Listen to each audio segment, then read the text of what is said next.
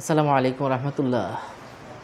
আলহামদুলিল্লাহ ওয়াসালাতু ওয়াসসালামু আলা রাসূলিল্লাহ ওয়া বা'দ। সুপ্রিয় সম্মানিত দর্শক ও শ্রোতা, গুরুত্বপূর্ণ একটি আমলের কথা বলবো।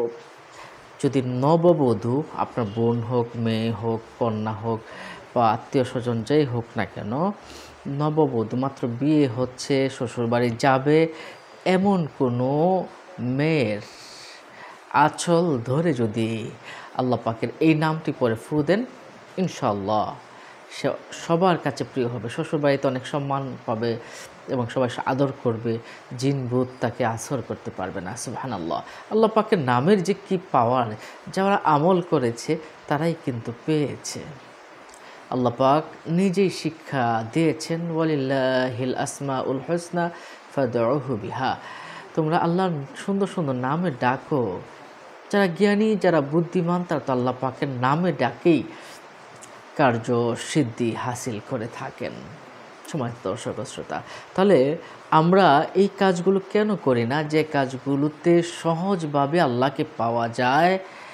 রাসূল করিম সাল্লাল্লাহু আলাইহি ওয়াসাল্লামও কিন্তু এই বিষয়টা বলেছেন। রাসূল সাল্লাল্লাহু আলাইহি ওয়াসাল্লাম বলেছেন, নবীজি রাসূল সাল্লাল্লাহু আলাইহি ওয়াসাল্লাম বলেছেন আল্লাহর সুন্দর সুন্দর নাম আছে, এই নামগুলো ডাকলে আল্লাহ পাক খুব দ্রুতই ডাকে সাড়া দেন এবং এই নামগুলো মুখস্থ রাখলে মৃত্যুর সাথে সাথে তাকে জান্নাতে প্রবেশ করান। সুবহানাল্লাহি ওয়া বিহামদিহি।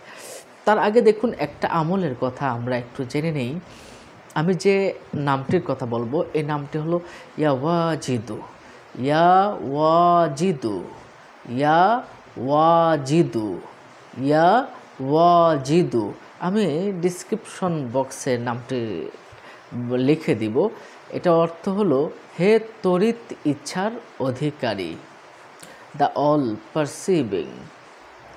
অর্থাৎ যে খুব তাড়াতাড়ি, যিনি খুব ইচ্ছাকে অধিকার করতে পারেন, তাড়াতাড়ি যিনি সব কিছু করে ফেলতে পারেন। সম্মানিত দর্শক ও শ্রোতা, প্রথম যে আমলটার কথা বলবো, এটা হলো, যদি স্বামী স্ত্রীর ভিতরে মতবিরোধ থাকে, একটু পরপরই ঝগড়া লেগে যায়, মত পার্থক্য লেগেই থাকে, তাহলে ইয়া ওয়াজিদু এই নামটি যদি 111 বার পাঠ করে, পানিতে ফু দিয়ে উভয়ই পান করে, মতবিরোধ মুঠেও থাকবে না ইনশাআল্লাহ। একটা গ্লাস পানি নেবেন, একটা গ্লাস নেওয়ার পরে একটা বোতলে মনে করে নিলেন, একটা বোতলে পানি ভরে নিলেন, পানি ভরে নেওয়ার পরে সাল্লাল্লাহু আলাইহি সাল্লাম বা দুরূদ শরীফ যা পারেন এটা পড়লেন। এটা দুরূদ শরীফ পড়ার পরে আপনি পড়বেন ইয়া ওয়াজিদু, ইয়া ওয়াজিদু, ইয়া ওয়াজিদু, ইয়া ওয়াজিদু, ইয়া ওয়াজিদু। এভাবে আপনি যতক্ষণ পর্যন্ত না 111 বার হচ্ছে ততক্ষণ পড়ে যাবেন। তাসবিহ দিয়ে হোক, আঙ্গুল দিয়ে হোক, যেভাবে হোক আপনি একদম গণে পড়বেন ইয়া ওয়াজিদু, ইয়া ওয়াজিদু। এভাবে পরে আপনি পানিতে ফু দিবেন। তারপর আবার সাল্লাল্লাহু আলাইহি সাল্লাম পড়বেন অথবা দুরূদ শরীফ পড়বেন, যে দুরূদ আপনি পারেন, আবার ফু দিবেন। ইনশাআল্লাহ আপনার কোনো মতবিরোধ থাকবে না ইনশাআল্লাহ।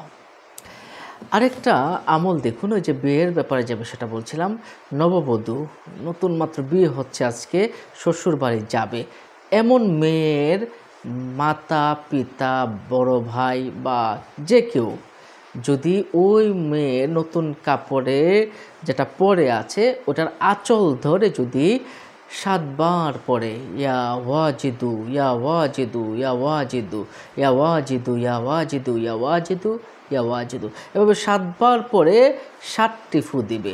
ইয়া ওয়াজিদু, ইয়া ওয়াজিদু, ইয়া ওয়াজিদু, এভাবে 7 বার ইয়া ওয়াজিদু পরে 7টা ফু দিবে।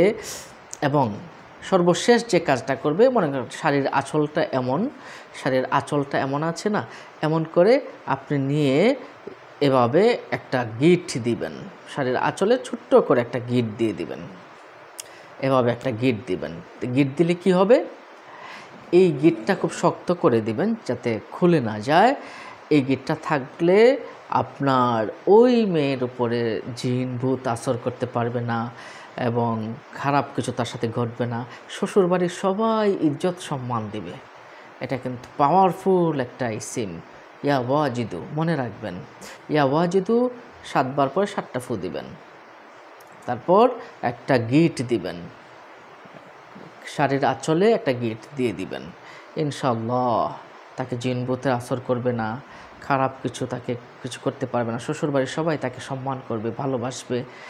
সম্মানিত দর্শক ও শ্রোতা, এছাড়াও আপনি যদি 111 বার আপনি ইয়াওয়াজিদু পাঠ করে কোনো পানিতে হোক বা কোনো খাবারে হোক আপনি যদি ফু দিয়ে যদি আপনার স্বামীকে বা স্ত্রীকে, সন্তানকে, যাকেই খাওয়ান, তারা কিন্তু আপনাকে অনেক বেশি ভালোবাসবে।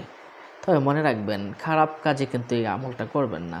আপনি প্রেম, ভালোবাসা, অবৈধ ভালোবাসা এগুলোতে করবেন না, এটার জন্য আমরা কোনো অনুমতি দিতে পারবো না।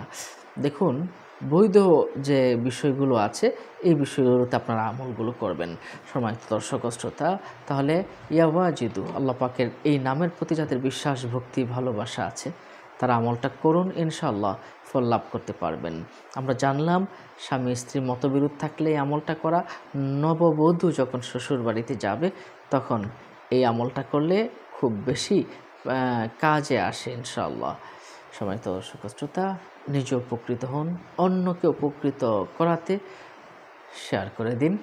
এমন ধরনের ভিডিও পেতে সাবস্ক্রাইব করে আমাদের পাশে থাকুন। ভালো থাকুন। আসসালামু আলাইকুম ওয়া রাহমাতুল্লাহি ওয়া বারাকাতুহু।